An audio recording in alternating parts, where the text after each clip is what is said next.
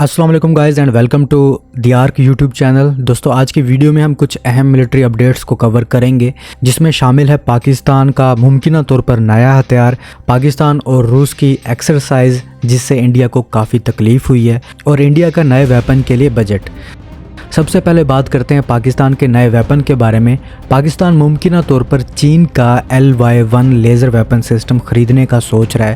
یہ وہی ہتھیار ہے جسے چین نے پہلی دفعہ اپنی وکٹری ڈے پریڈ پر دنیا کو دکھایا تھا۔ اس موقع پر LY-1 کو ایک 8x8 ویلڈ آرمرڈ وہیکلز پر نصب حالت میں دکھایا گیا تھا، جو اس کی فلیکسیبلٹی کو ظاہر کرتا ہے، اور یہ زمین اور بحری دونوں پلیٹ فارمز پر استعمال ہو سکتا ہے۔ البتہ اس کا بنیادی ڈیزائن بحری جہازوں کی حفاظت کے لیے بنایا گیا ہے، جہاں ایک مخصوص نیول ورژن پہلے ہی چینی بحریہ کی ٹائپ 071 ایمفیبیس وارشپ پر دیکھا جا چکا ہے، جو کہ ایک ریٹریکٹیبل پروٹیکٹیو ڈوم کے ساتھ آتا ہے۔ دوستو، اس سسٹم کی بنیادی صلاحیت ڈرونز، ہیلی کاپٹروں اور سب سونک کروز میزائلوں جیسے فضائی خطرات کو روکنے کی ہے، جو اسے ایک جدید کلوز ان ویپن سسٹم کا متبادل بناتی ہے۔ LY-1 ہدف کو براہ راست لیزر شعاع سے نشانہ بناتا ہے، جس سے وہ یا تو مکمل طور پر تباہ ہو جاتا ہے یا اس کے اہم سینسرز کو نقصان پہنچا کر بے اثر کر دیتا ہے۔ یہ خصوصیت خاص طور پر سوام ڈرونز اور لوٹرنگ منیشنز کے خلاف مؤثر ثابت ہو سکتی ہے۔ اس ویپن کا سب سے بڑا فائدہ یہ ہے کہ یہ کاسٹ افیکٹو ہے، یعنی اگر آپ نے کسی ہیلی کاپٹر، ڈرون، میزائل یا لوٹرنگ منیشنز کو ہٹ کرنا ہے اور اس کے لیے آپ میزائل کا استعمال کرتے ہیں، تو وہ ایک میزائل لاکھوں ڈالر کا ہوگا، جبکہ لیزر کا ہر شاٹ تقریباً 0 لاگت کا ہوتا ہے اور طاقت کی فراہمی تک لامحدود استعمال ممکن ہے۔ ہدف کے سرچ اور ٹریکنگ کے لیے اس پر انفراریڈ اور الیکٹرو آپٹیکل سینسرز نصب ہیں، جبکہ ایک اضافی باکس جیسی ساخت میں ریڈار یا پیسو ریڈیو فریکوینسی سینسر بھی شامل ہو سکتے ہیں، جو اسے کامبیٹ مینجمنٹ سسٹم سے مربوط کرتے ہیں۔ تاہم اس کی رینج اور لیزر پاور کی درست تفصیلات ابھی تک عوامی طور پر دستیاب نہیں ہیں۔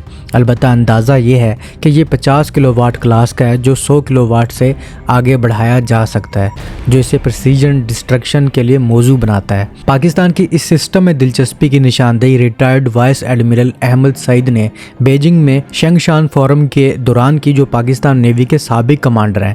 یہ دلچسپی بنیادی طور پر بھارت کی بڑھتی ہوئی UAV سوام، پریسیجن گائیڈڈ سٹرائکس اور میری ٹائم سٹرائک صلاحیتوں کے مقابلے میں ہے، خاص طور پر مئی 2025 کے آپریشن کے بعد، جہاں پاکستان کو ان خطرات کا سامنا کرنا پڑا تھا۔ عربین سی میں پاکستان کی فریگیٹس اور آبدوزوں کی حفاظت کے لیے LY-1 ایک کاسٹ افیکٹو حل ثابت ہو سکتا ہے، جو بھارتی کیریئر سٹرائک گروپس اور لانگ رینج ایئر پاور کو پیچیدہ بنا دے گا۔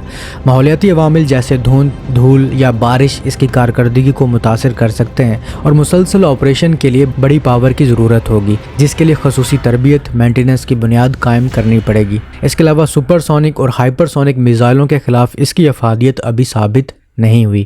اس ممکنہ معاہدے کے اسٹریٹجک اثرات جنوبی ایشیا کی بحری توازن کو تبدیل کر سکتے ہیں، جہاں پاکستان بھارت کی UAV اور میزائل حملوں میں معیاری برتری کو کم کر سکتا ہے، اور چین پاکستان اسٹریٹجک شراکت داری کو مزید مضبوط بنائے گا، خاص طور پر سی پیک کے تناظر میں۔ یہ قدم پاکستان کو امریکہ، اسرائیل، روس اور یورپ جیسی طاقتوں کے ساتھ ڈائریکٹڈ انرجی ویپن کی دوڑ میں شامل کر دے گا، جو علاقائی استحکام اور ڈیٹرنس کو نئی شکل دے سکتا ہے۔ مجموعی طور پر LY-1 نہ صرف ایک تکنیکی اضافہ ہے، بلکہ پاکستان کی دفاعی خود مختاری کی عکاسی بھی کرتا ہے، جو مستقبل کی ہائبرڈ جنگوں میں کلیدی کردار ادا کر سکتا ہے۔ دوستو، بھارتی فوج کی جانب سے حال ہی میں ایک اہم دفاعی ٹینڈر کا اعلان کیا گیا ہے، جس کی مالیت 30,000 کروڑ بھارتی روپے ہے، اور اس کے تحت اننت شاستر نامی medium range surface to air missile system کی 6 ریجمنٹس کی خریداری کی جانی ہے۔ یہ سسٹم، جو بظاہر بھارت کی مقامی طور پر تیار کردہ آکاش یا medium range surface to air missile کا ایک تبدیل شدہ یا دوبارہ نامزد کردہ ورژن ہو سکتا ہے، بھارتی فوج کی ایئر ڈیفنس صلاحیتوں کو نمایاں طور پر مضبوط کرنے کی صلاحیت رکھتا ہے۔ اس ٹینڈر کی ذمہ داری بھارتی الیکٹرانکس لمیٹڈ BEL کو سونپی گئی ہے، جو ایک سرکاری ادارہ ہے اور دفاعی سازوسامان کی تیاری میں اہم کردار ادا کرتا ہے۔ BEL اس سسٹم کو Defence Research and Development Organisation یعنی کہ DRDO سے حاصل کرے گی، جو بھارت کا کلیدی دفاعی تحقیقاتی ادارہ ہے، اور آکاش سمیت متعدد میزائل سسٹمز کی ڈیزائنر ہے۔ تاہم اس معاہدے کا طریقہ کار کئی سوالات کو جنم دیتا ہے، کیونکہ بھارتی فوج براہ راست DRDO سے یہ سسٹم خرید سکتی تھی، لیکن ایک تیسری پارٹی یعنی کہ BEL کی شمولیت معاملے کو غیر شفاف اور مشکوک بناتی ہے۔ یہ صورتحال کک بیکس، کمیشنز یا مالی بدعنوانی کی طرف اشارہ کرتی ہے، جو بھارتی دفاعی شعبے میں ماضی میں بھی تنازعات کا باعث رہی ہے، جیسے کہ بوفورس اسکینڈل یا رافیل ڈیل کے حوالے سے الزامات۔